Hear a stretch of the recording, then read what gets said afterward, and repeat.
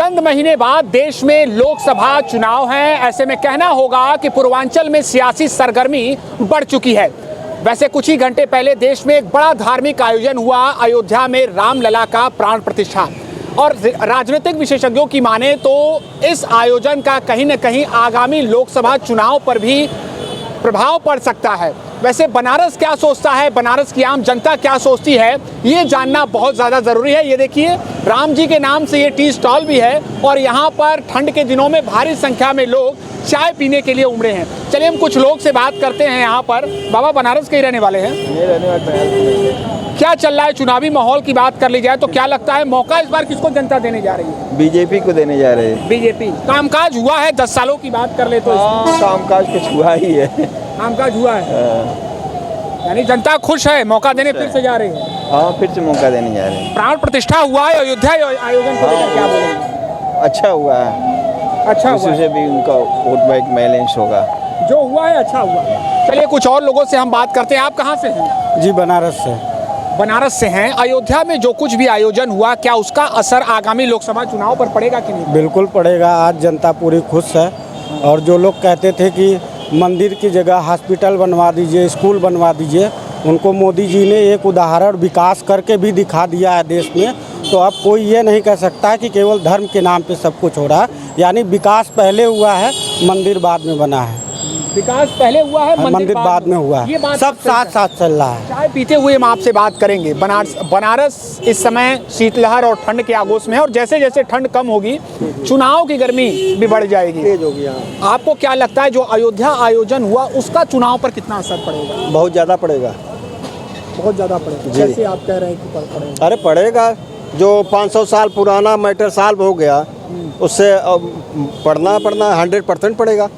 जी। अच्छा, बनारस में कामकाज की बात कर ले तो कितना कामकाज हुआ? 10 साल हो गए, बतौर हुआ, बहुत ज़्यादा हुआ, बहुत विकास हुआ बनारस जी। कुछ ऐसी बातें जो, अरे देखिए, आपका लहरतारा पुल, बाबतपुर से इधर पूरा रिंग रोड, हर चीज़, हर जगह में थोड़ा विकास हुआ है। इससे आम जनता खुश है? अरे बहुत खुश है। अच्छा एक बात बताइए, इंडिया गठबंधन के कुछ नेताओं की गोलबंदी के बाद उनको क्या लगता है? कोई नहीं फर्क पड़ेगा, कुछ नहीं। ना। तो जो भारतीय जनता पार्टी का दावा है 400 प्लस, क्या निकाल लेंगे? निकाल लेंगे? हाँ, उसमें कोई वो नहीं है, ना। चलिए कुछ और लोगों से हम बात करेंगे। युवा साथी भी हमारे साथ हैं और चाय पीने के लिए आप जा रहे थे। आप क्या सोचते हैं आगामी चुनाव को लेकर? क्या लगता है जनता फिर से मौका देगी या कोई अन्य विकल्प? जी बिल्कुल, मोदी जी को फिर से दोबारा मौका मिलना तय है। मिलना तय है। आप वोट कर चुके हैं लोकसभा विधानसभा में कि नहीं? नहीं, कर चुके हैं।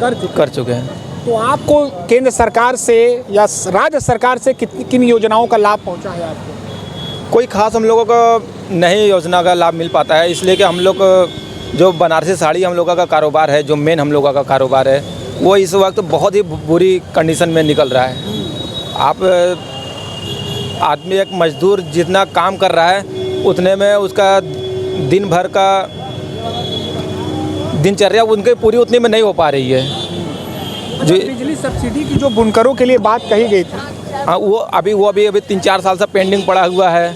अभी उसका भी कोई समाधान दिखता नहीं है हम लोगों का भी। सरकार ने तो कहा कि उसकी स्वीकृति अब मिल चुकी है, लेकिन अभी हम लोगों का कोई इसका जो ऐलान हुआ है उसका अभी हमें तो कुछ हम लोगों के पास उसका इन्फॉर्मेशन कुछ अभी तक आया नहीं है। इस वजह से हम लोग का बिजली जमा करने में या उसको निकालने में बिजली कर्मचारी भी कुछ बहुत ज़्यादा हम लोगों को परेशान कर रहे हैं। आए दिन 1 महीने में 2 महीने में आके बराबर बिजली काट दे रहा है। यानी मुसीबत है, तो फिर भी मोदी जी को मौका दें? जी बिल्कुल मौका मिलेगा मोदी जी को। चलिए आइए, कुछ युवा साथी हमारे साथ हैं, हम उनसे बात करेंगे। वैसे चुनावी सरगर्मी जो है वो लगातार बढ़ रही है, आप क्या सोच रहे हैं? वहाँ से हम देख रहे थे, बातचीत कर रहे थे तो मुस्कुरा रहे थे। युवा क्या सोचता है, 24 में कुछ बदलाव होने वाला है या सत्ता पर फिर से प्रधानमंत्री आ रहे हैं? नहीं, मुझे लगता है नरेंद्र मोदी फिर से आएंगे दोबारा। जी। कामकाज के बारे में आप कैसे देखते हैं? जी, उनका कामकाज तो मतलब एम्प्लॉयमेंट के में छोड़ दिया जाएगा अगर, तो बाकी तो सारा सही है। इंफ्रास्ट्रक्चर में सही है, इकोनॉमी में सही है। जैसे इंफ्रास्ट्रक्चर में बहुत सारे रोड बने हैं, नॉर्थ ईस्ट में कनेक्टिविटी आई है, ट्रेनें बहुत सारी चली है। मतलब जैसे पहले आप देखेंगे तो गरीब रथ अनाउंस कर दिया जाता था, ट्रेनें 2 जो कम्युनिटी के नाम पे अनाउंस कर दी जाती थी वो चलती नहीं थी, ट्रेनें ऐसे रहती थी। लेकिन अभी नई ट्रेनें बनी हैं, ट्रेनें अच्छी बनी हैं, पटरियाँ भी अच्छी बनी है और साफ़ सफाई भी काफ़ी ट्रेनों में आई है, स्वच्छता बहुत अच्छी आई है, आवास में बहुत अच्छा काम किया उन्होंने। तो युवाओं को जब वो नहीं, आप कह रहे हैं कि रोजगार दे पा रहे हैं, तबका बड़ा है। गवर्नमेंट एम्प्लॉयमेंट की बात कर रहा हूँ, मतलब गवर्नमेंट में जो मतलब जैसे यहाँ यूपी में ही देखिए, मतलब 2018 से अभी तक टीचर की वैकेंसी नहीं आई है। मैं खुद ही फॉर्म भरा हूँ यूपी टीजीटी का 2022 में, जून 2022 में, अभी तक उसका पेपर नहीं हुआ है, अभी तक पेपर भी नहीं हुआ उसका, अभी ये स्थिति है।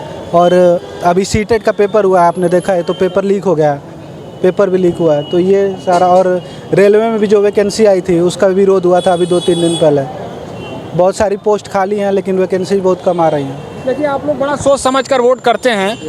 अयोध्या राम मंदिर प्राण प्रतिष्ठा का चुनाव पर असर पड़ेगा कि नहीं, आप क्या सोचते हैं? मतलब जैसा माहौल बना दिया गया है वैसा तो पड़ेगा ही। मतलब हर दूसरा आदमी अपने आप को राम से एसोसिएट कर पा रहा है, क्योंकि आप किसी से पूछेंगे कि ये प्राण प्रतिष्ठा हिंदू धर्म के अगेंस्ट में नहीं है, मतलब आप एसोसिएट कर पा रहे हैं कि नहीं, तो बिल्कुल हर दूसरा आदमी अपने आप को एसोसिएट कर पा रहा है, तो निश्चित ही इसका प्रभाव पड़ेगा। और एसोसिएशन कर भी दिया गया है, हालांकि वो लंबा ऐतिहासिक मुद्दा है, लेकिन मुद्दा है बिल्कुल। पड़ेगा। आप क्या सोचते हैं, सरकार को दोबारा तिबारा मौका मिलेगा या बदलाव होगा? मेरा भी मानना है कि सरकार को इस बार मौका मिलने वाला है, क्योंकि युवा अगर वोट अगेंस्ट भी कर देता है तो वोटर और लोग भी तो हैं जिसको फ़ायदा मिल रहा है, जो राशन ले रहा है या फिर जो और भी बेनिफिट्स ले रहा है, वो तो वोट करेगा ही।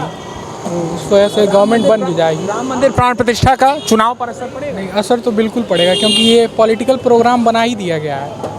नहीं तो जैसे वो कुछ लोगों के लिए भी हो सकता था, कुछ लोगों के साथ भी, लेकिन बहुत सारे अपने लोगों को और जो बॉलीवुड वालों को, स्टार वगैरह लोगों को बुलाया गया। तो उसके अलावा साइंटिस्ट वगैरह मुझे नहीं दिख रहे थे कोई ऐसे कि कोई नॉलेजेबल पर्सन को बुलाया गया हो, या भारत रत्न या उससे सचिन तेंदुलकर को छोड़ देते, या पद्मश्री वाले बहुत लोगों को, लेकिन बॉलीवुड के बहुत सारे लोगों को, विवेक ओबराय और ये सब लोगों को, जिनका कोई योगदान ही नहीं है, केवल पब्लिसिटी के लिए ही बुलाया गया है। देखना होगा कि ये कहना है बनारस की जनता का कि निश्चित तौर पर जो राम मंदिर प्राण प्रतिष्ठा आयोजन हुआ है उसका आगामी लोकसभा चुनाव पर भी असर पड़ेगा, लेकिन अभी कहना बड़ा मुश्किल है कि 24 के मुकाबले में किसकी जीत होगी। एबीपी लाइव के लिए निशांत चतुर्वेदी, वाराणसी।